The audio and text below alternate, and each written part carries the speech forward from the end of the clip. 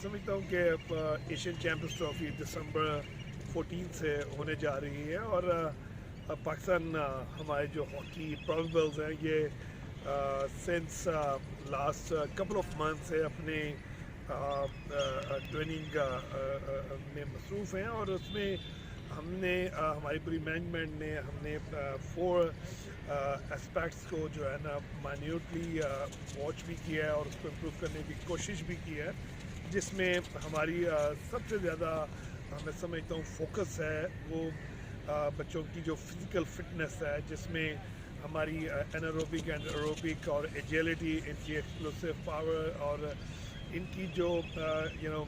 Endurance है उसके ऊपर हमने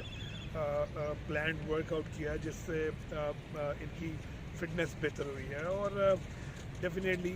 इनकी जो स्किल है, टेक्निक है एंड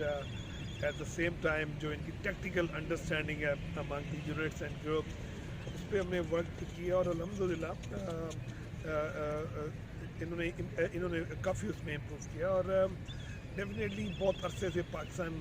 हॉकी टीम किसी इवेंट में नहीं गई है। They are also eager to play international hockey और ये तमाम चीज़ें हैं मैं जिनसे समझता हूँ कि प्लेयर्स परफॉर्मेंस के लिए रेडी हैं। एट द सेम टाइम अगर हम बाकी टीम्स को भी देखें तो वो भी 2 टीम्स जो हैं जिन्होंने ओलंपिक्स में पार्टिसिपेट किया और बाकी टीम्स भी अपनी प्रिपरेशन में हैं। एशियन चैम्पियंस ट्रॉफी मेरे ख्याल में एक वर्ल्ड क्लास टूर्नामेंट होगा, जिसमें एक हाई परफॉर्मेंस इवेंट पूरी दुनिया को देखने में